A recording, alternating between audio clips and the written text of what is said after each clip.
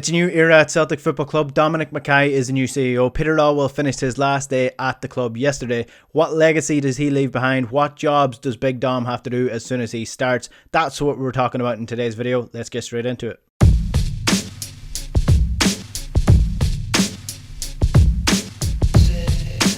Before we talk about Lawwell, if you do like this video, do hit the subscribe button below. We're so close to 2,000 subs. I'd love to get there before the season actually starts. Once the season starts, have loads of good stuff coming on the channel. So do hit the subscribe button if you want to get all that. If you do like these videos, drop a like on the video. It helps it grow, helps more people see them. And do leave a comment below. I'll get back to you as soon as possible. So let's talk about Peter Lawwell. Peter Lawwell took over the club in 2003, and since then Celtic have won 29 trophies, 13 league titles, quadruple treble, and 9 in a row. In Europe, they've gotten to the UEFA Cup quarterfinals, last 16 of the Champions League, and a couple of big nights, mainly against Barcelona in 2012. However, they have failed to qualify for the Champions League 5 times in the last 10 years. In terms of the club itself, it is in a financially better position than it was when Peter Lawwell took over. When he took over in 2003, Celtic had £35 million of debt. Now the club is profitable, it's making money. And I know COVID did eat into that a little bit, but it is in a much better financial position. As well as that, he did help to build Lennoxtown. He made that happen, or at least he played a key role in making that happen. And any big club needs a world-class training facility, and Lennoxtown is that. So you have to give Peter Lawwell credit for that as well. In terms of transfers, he has overseen some of the biggest transfers in Celtic's history and Scottish football history as well. Virgil van Dijk, Victor Wanyama, Moussa Dembele, Kieran Tierney, all massive transfers for the club. If you look at the top 10 Scottish transfers of all times in terms of fees paid, then Celtic have 7 players all coming during the Peter Lawwell era at Celtic. So he has made a lot of money for the club by selling off key assets. He also has broken the transfer record twice, Odsonne Edouard and Christopher Jullien coming in. So he has spent money as well when it comes to transfers. In terms of managers, he has appointed 5 different managers to the reins of Celtic Football Club. Gordon Strachan, Tony Mowbray, Ronnie Deila, Brendan Rodgers and Neil Lennon twice. And now if you count Ange Postecoglou, then it will be number 6. So that's the numbers behind Peter Lawwell. But what is his legacy at the club? Well, I think his legacy is going to be mixed. I think it's going to be very similar to Neil Lennon's legacy. It all comes down to the 10 in a row. Let's talk about the seasons before the 10 in a row. Financially, let's talk about off the pitch. Financially, the club is in a much better position now than it was when Peter Lawwell took over. Like I said, when he took over, Celtic were in 35 million euros of debt, and now they are a profitable company. They're stable.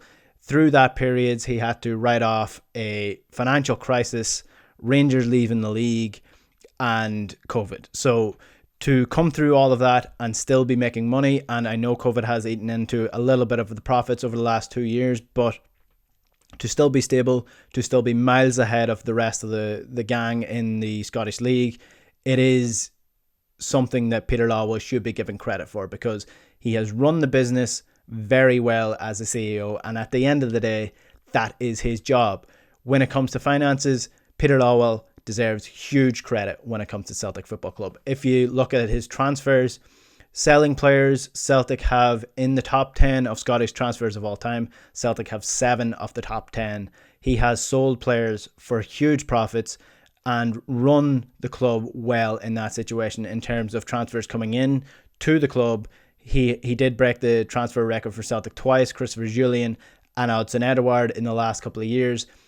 And in terms of building the club up from what it was, modernising it from where it was in 2003, Peter Lawwell has done well. He played a key role in building Lennoxtown, and that is something that every modern club needs to entice players in, to entice managers in, and even just to compete at the highest level, you need a world-class training facility, and Lennoxtown is that. So that is where Peter Lawwell deserves huge amount of credit. In terms of management situations, Gordon Strachan, Tony Mowbray, Ronnie Deila, Brendan Rodgers, Neil Lennon twice, and now Ange Postecoglou. That is a manager list which is mixed, as well as his legacy is mixed. In terms of Tony Mowbray, spent loads of money, bought 13 players, I think at the time, didn't last more than a wet week. Ronnie Deila comes in, counter opposite to what Tony Mowbray is, and a little bit stingy when it came to Ronnie Deila. Not sure he ever really trusted Ronnie Deila. Neil Lennon 1.0, 2.0.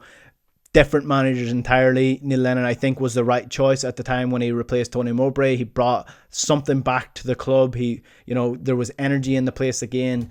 And then, you go to Ronnie Deila, like I said, he was a mixed manager. Brendan Rodgers, exceptional choice for a manager. The right man in the right place at the right time. And then Neil Lennon 2.0, and now Ange Postecoglou. So in terms of running the club like a business, excellent. Peter Lawwell deserves full credit for what he has done at the club.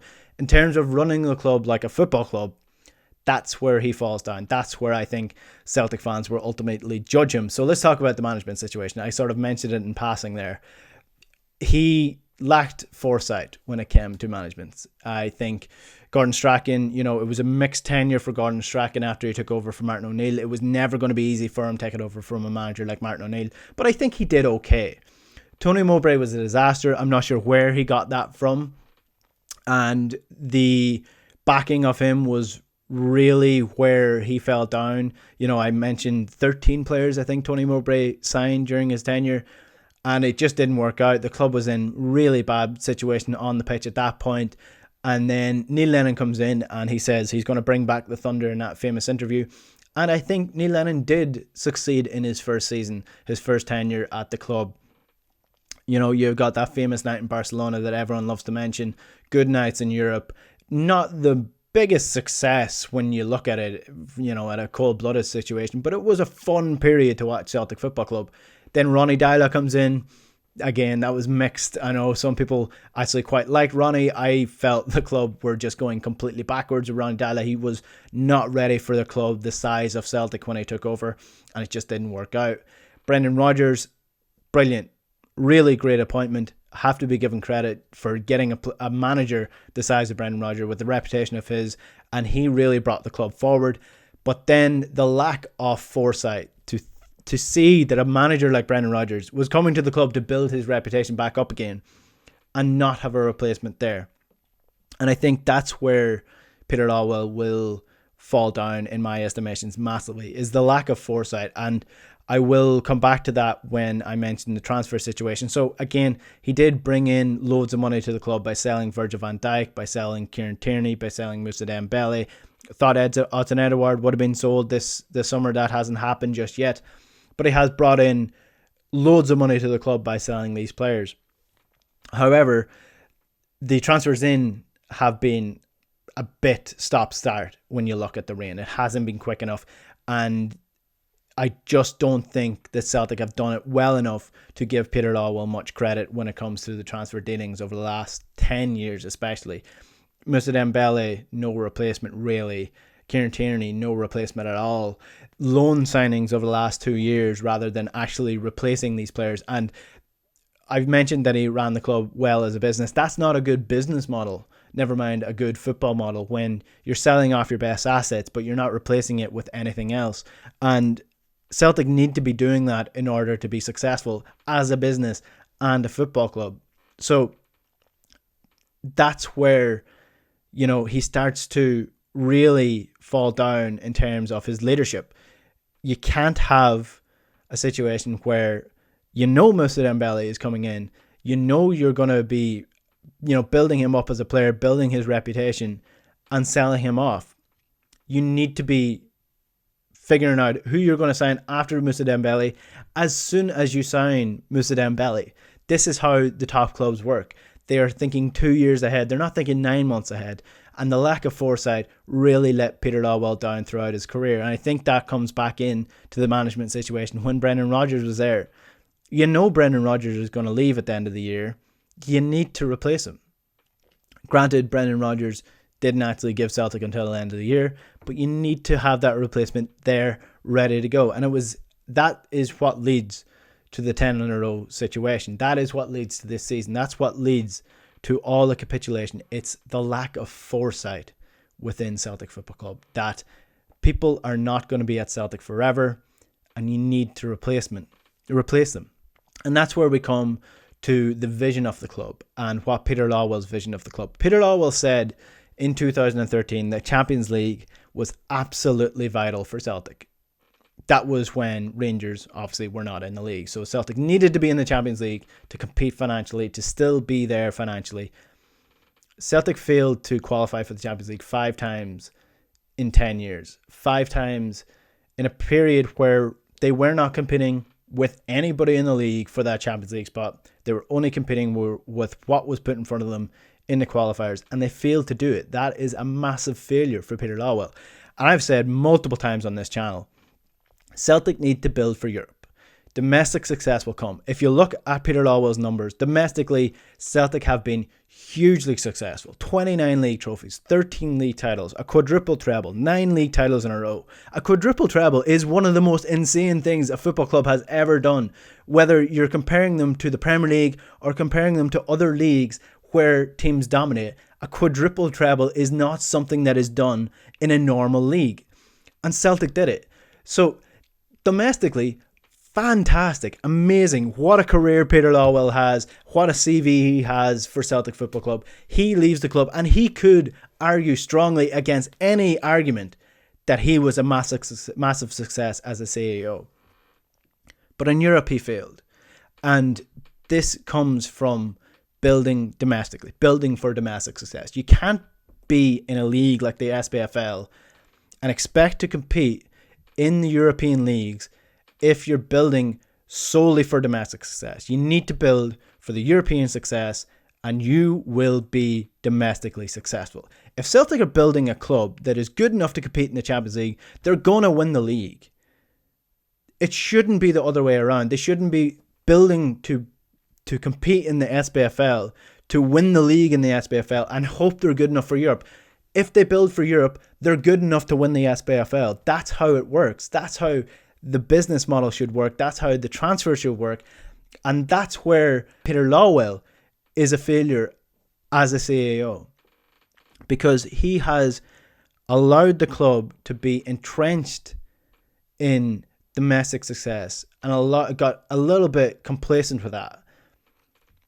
And Celtic have failed to do anything in Europe remotely interesting. The only thing that Celtic have done in Europe came when they beat Lazio home and away. That's the only thing Celtic have done in the last 10 years. Since the Barcelona game, really and truly, is there anything Celtic have done in the Champions League or Europa League that has been up note? No. So that's where Peter Lawwell falls for me. And then the 10 in a row season comes around. And this is where I think a lot of younger fans will remember Peter Lawwell. The Neil Lennon situation, the Dubai situation, the 10 in a row, the way things have gone, all of this builds up eventually. And this is the capitulation. This is the year that it comes to a fold. The lack of foresight led to him not thinking ahead and not believing that Rangers would be good enough to actually compete for a league title this year. The lack of action when things go wrong in terms of Neil Lennon's tenure. In November, everybody knew it was done. Everybody except for Peter Lawwell knew it was done for Neil Lennon. It was not coming back. They failed to act. The Dubai situation comes around. The lack of foresight from the club to think that there might be backlash to the club going to Dubai in the middle of lockdown. And I'm not going to hear any situation or any arguments against the fact that Celtic should not have gone to Dubai. It doesn't matter what has happened since. At that period in time, Celtic should not have gone to Dubai. When they came back, the arrogance of the club to, argue against the fact that they had done something wrong, and the lack of listening to the fans and patting them off as if they don't actually mean anything to the club or their opinions don't matter. That's where, I think people are going to remember Peter Lawwell. The fact that Celtic have failed in Europe over the last decade, the fact that he let 10 in a row slip through his fingers, the fact that he failed to act when it came to Neil Lennon. Remember, Neil Lennon resigned from his job. He was not sacked. And the fact that, they didn't have a lineup. They didn't have a manager lined up for Neil Lennon. The Eddie Howe situation, the fact that they could not believe that Eddie Howe couldn't take the job or wouldn't take the job. And you end with Ange Postecoglou, who I hope does well. So that is where Peter Lawwell's legacy lies for me at Celtic Football Club. A mixed legacy. Domestically, amazing. As a club, financially, really well. on the pitch have fallen down and have reversed in terms of progression in the world of football. The brand Celtic, I think, is a little bit weaker since Peter Lawwell took over as CEO. So what about Big Dom McKay then? What is his job? What does he need to do over the next year? Well, I think he spoke well at the Celtic fan media press conference, despite some amazing questions. Well, mainly just one, not so much a question as it was conspiracy theories thrown at Ange Postecoglou. But again, that was one question in a 40-minute press conference in which, you know, if anybody's actually been to a real press conference, there are worse questions asked than that. So, I mean, people will throw stones at it, but, you know, there's a lot of stupid questions asked at actual press conferences as well. In terms of Dom McKay, though, what does he have to do? Well, firstly, COVID, as I mentioned, took a massive chunk out of Celtic's money. He's going to have to stabilise the club after that, going to figure out how to make money, how to make Celtic profitable again, and how to fix where COVID damaged the club. That's one thing that he'll have to do. He needs to modernise the club. He needs to get the people in place with Ange Postecoglou to help him be a success at the club. And that means head of scouting. That means a sporting director. That means a bigger scouting department. Celtic should have the biggest scouting department by a mile in terms of, you know, Scotland. Even in terms of England, Scotland or Celtic should be competing with Premier League clubs in terms of the amount of scouts they have, because they need the scouts, they need the players, and they need to fix the churn of players in and out. There's no more of this holding on to players for one more year and hoping that you'll still get the amount of money for them. You need to buy low, sell high, sell quickly, and get as much money as you can for those players and have a replacement in as soon as they leave the club. You need to be replacing these players as soon as you buy them, because they are going to be sold regardless of whether you have a replacement there. So you need to have the replacement there before you sell them. The fan relationship needs to be mended. Like I said, the fan press conference is one way of doing that. And I do think he seems to have fans in mind. But again, I'm not naive enough to think that one press conference is going to fix things. I do think once fans get back into the stadium, that will help a lot. I think people miss being there. I think that people are fed up with being stuck in their houses. And I do think COVID has played a big role in just the frustration building up into absolute frustration and anger. So I think once the fans get back in, the fan relationship will automatically start to mend a little bit, but he needs to be more communicative than Peter Lawwell has been over the last year.